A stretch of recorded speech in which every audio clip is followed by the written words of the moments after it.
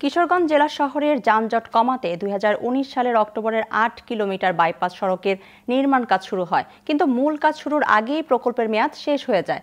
আবারও প্রকল্পের মেয়াদ বাড়ানো হয়, এতে কয়েক গুণ বেড়ে যাওয়া যানজটের নাকাল পৌর শহরের মানুষ। এদিকে জমি অধিগ্রহণে বিলম্ব হওয়ায় এমনটি হয়েছে বলে দাবি সড়ক বিভাগের।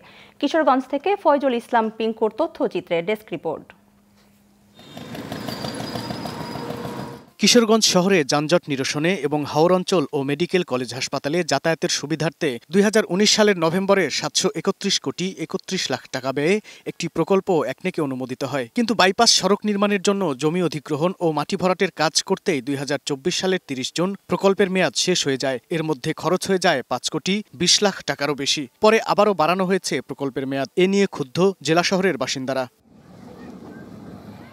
শহরবাসীর দাবি, সরু ও অতিরিক্ত যানবাহনে বিপর্যস্ত কিশোরগঞ্জ শহরের সব সড়ক। সারাক্ষণ লেগে থাকে ভয়াবহ যানজট। বাইপাস সড়ক নির্মিত হলে শহরের যানজট কিছুটা হলেও কমতো। একরামপুর যাইতে আমাদের প্রচুর ভোগান্তি হয়, আর ওই রাস্তাটা যে নতুন রাস্তা হইতেছে, এই রাস্তাটা গেলে আমাদের জন্য অনেক ভালো হয়। বড় বড় ডিস্ট্রিক্ট গাড়ি ঢুকে জায়গা, বাস ঢুকে জায়গা, যার ফলে আমরা এই রাস্তাটার মধ্যে ঘন্টা ২ ঘন্টা জায়গা আমরা অল লাগি। ভূমি মালিকরা বলেন, জমি অধিগ্রহণের কারণে ফসল চাষের সুযোগ হারিয়েছে অনেকে। পাশাপাশি সড়কে সৃষ্ট ধুলার কারণে আশপাশের জমির ফসল ও মৎস্য খামারের ক্ষতি হচ্ছে। তো শহরের বাসগুলি যায় অথবা ট্রাক যায়, এগুলি যাইতে যানজট লাগে জায়গা। যানজটের কারণে আমাদের জনগণের বিরাট দুর্ভোগ হয়। সেই বাইপাস রোডটা কেন হচ্ছে না?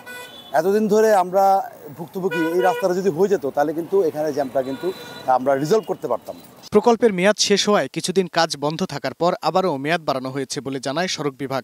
দ্বিতীয় মেয়াদের নির্দিষ্ট সময়ের মধ্যে প্রকল্পের কাজ শেষ করে দেওয়া হবে বলে জানান সড়ক ও জনপথ বিভাগের নির্বাহী প্রকৌশলী। বাইপাস সড়ক নির্মাণের যে প্রকল্পটি, সেই প্রকল্পটির মেয়াদ ২০২৪ সালের জুনে মেয়াদ উত্তীর্ণ হয়ে যাওয়ার প্রেক্ষিতে আমরা ২ বছর ব্যয় বৃদ্ধি ব্যতিরেকে মেয়াদ বৃদ্ধির প্রস্তাব প্রেরণ করি। ওই প্রকল্পের মেয়াদ এই চলমান মাসের শুরুর দিকে অনুমোদিত হয়েছে।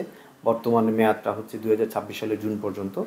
এই প্রকল্পের বর্ধিত মেয়াদের মধ্যে আমরা আশা করছি সমুদ্রিক কাজ সমাপ্ত করতে পারবো। বাইপাস সড়কটি নির্মাণ হলে কিশোরগঞ্জের হাওরের ৩টি উপজেলার সঙ্গে যোগাযোগ ব্যবস্থার সুফল ভোগ করবে জনগণ। Global television news desk.